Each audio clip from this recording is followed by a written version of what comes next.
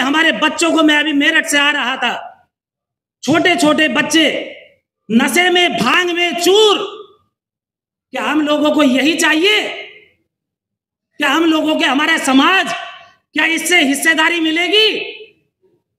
हम लोग शिक्षित नहीं होंगे, हमारा समाज जागरूक नहीं होगा, हम लोग केवल नशेड़ी बना दिए जाएंगे। हमारा देश, हमारा समाज, हमारे महापुरुष क्या सोचेंगे, क्या करेंगे? जो आज हमारे क्रांतिकारी साथी यहां बैठे हैं, संघर्षों से लाल पैदा होते हैं और समझौते से धलाल पैदा होते हैं। तो हमें समझौता करना है या संघर्ष करना है? ये टीम हमारी संघर्ष करने वाली टीम है, लेकिन हम लोग हमारे ये बीच में उन्हीं की बात कर देते हैं एक छोटे से लालच में कि हमारी कुर्सी ना चली जाए। दीन गादरे, हमारे महापुरुषों की फोटो लगी है ऊपर। हम लोग किस मुद्दे पर यहाँ उपस्थित हैं? हमारे डॉक्टर साहब हैं, हमारे विधायक हैं, सांसद हैं और हमारे पूरे समाज के क्रांतिकारी यहाँ मौजूद हैं। मैं सभी को सैल्यूट करता हूँ और जो हमारे महापुरुष हैं उनको भी। लेकिन हम लोग चर्चा कर रहे हैं बहुसंख्यक की। जो बहुसंख्यक समाज है वो इस भारत का, इस इंडिया का मूल है, मूल निवासी है। लेकिन हम लोग करते हैं ब्याज की बात जो ऊपर की है। आज हमारे ऊपर जो राज कर रहा है वो केवल 10% के लोग हैं और 90% के लोग आज भी हम गुलामी की बात करते हैं, नौकरी की बात करते हैं, उनमें आरक्षण की बात करते हैं। क्यों करते हैं? हम लोग यहाँ के हिस्सेदारी हैं। हम लोगों को हिस्सेदारी चाहिए या नहीं चाहिए? तो हम लोग हिस्सेदारी की बात नहीं करते हैं और हम लोगों को हक अधिकार कब मिलेंगे? जब हम उनसे मांगेंगे। हक अधिकार कब मिलता है?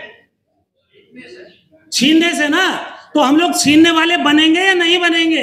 या मांगते ही रहेंगे? या ऐसी सेमिनार रोज डेली हम लोग करते रहेंगे और एक दूसरे का मुंह देखेंगे कि हमारे देश में, हमारे बराबर में कौन क्रांतिकारी होगा, कौन भगत सिंह होगा, कौन अशफाक उल्लाह खान होगा? लेकिन हम लोगों को भूत पिलाया जाता है कि हमारे देश को खतरा है मुसलमानों से। आज मुस्लिम समाज को 3rd क्लास का सिटीजन बना दिया गया।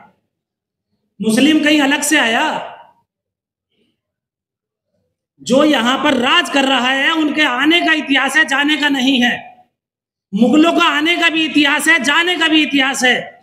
तो जो यहाँ मुस्लिम है 90%, 98% नहीं, 99.1% वो यहाँ का मूल निवासी है।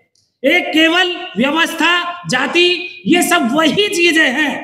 केवल एक विचारधारा ही तो इधर से उधर हुई। तो दुश्मन आपका कौन है ये हम लोगों को समझना होगा। आज हमारे बीच में हमारे बच्चों को, मैं अभी मेरठ से आ रहा था, छोटे छोटे बच्चे नशे में, भांग में चूर। क्या हम लोगों को यही चाहिए? क्या हम लोगों के, हमारा समाज, क्या इससे हिस्सेदारी मिलेगी?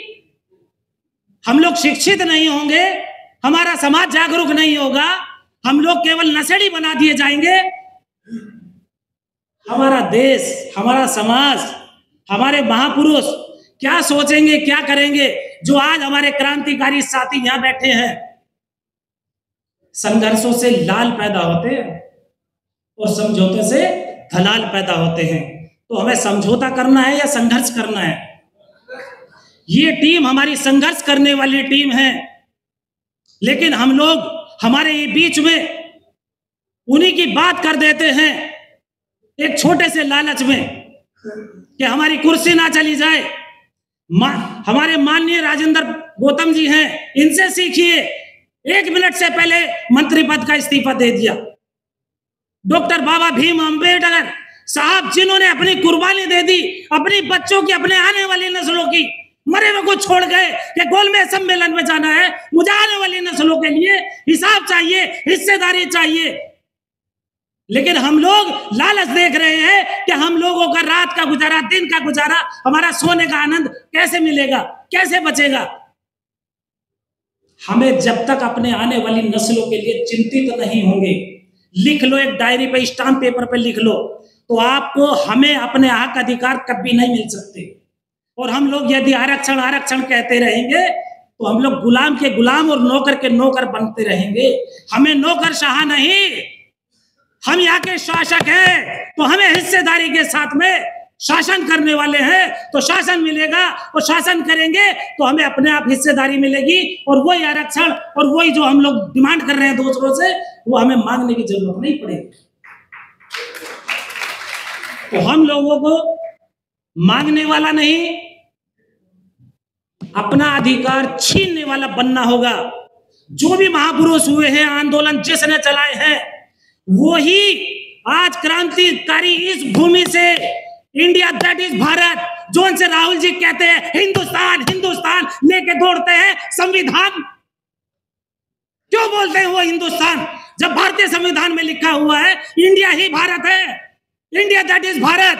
क्यों बात करते हो आप? कहते थे खटाखट पैसा आएगा, आज तुम विपक्ष में बैठने वाले मजबूत हो गए। क्यों नहीं? हर एक परिवार के, हर एक उसके झोली में, हर महिला के घर में 8,500 रुपए पहुंचते हैं। क्यों नहीं ले सकते? जब आप उनके सामने बैठे हो तो लड़ भिड़ करके अपना हक अधिकार की बात कर सकते हो।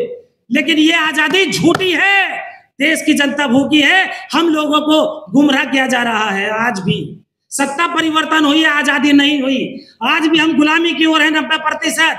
हम लोगों को आजादी की लड़ाई लड़ने के लिए अपने घर से खुद को हमें आजाद बनाने के लिए खुद भगत सिंह बनना होगा, अशफाक उल्लाह खान बनना होगा। हमें पड़ोसी का घर नहीं देखना होगा, तब जाकर के कुछ संभव होगा।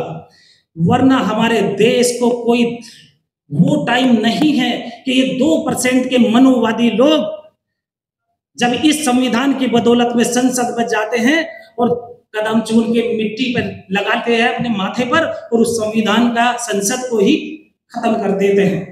अब जाते हैं संविधान लेकर के, अब उस संविधान की जो बाबा साहब की प्रतिमाएं थी वही वहां से हटा दी गई। तो अब आपके लिए कौन लड़ाई लड़ेगा? 9 तारीख के लिए तैयार हो जाना होगा। सब लोग लड़ेंगे या नहीं लड़ेंगे? घरों में से निकलेंगे या नहीं निकलेंगे? 9 तारीख के लिए तैयार है सब? हाथ उठाए सब लोग। जय भीम, इंकलाब, इंकलाब। Thank you. जय भारत, जय संविधान।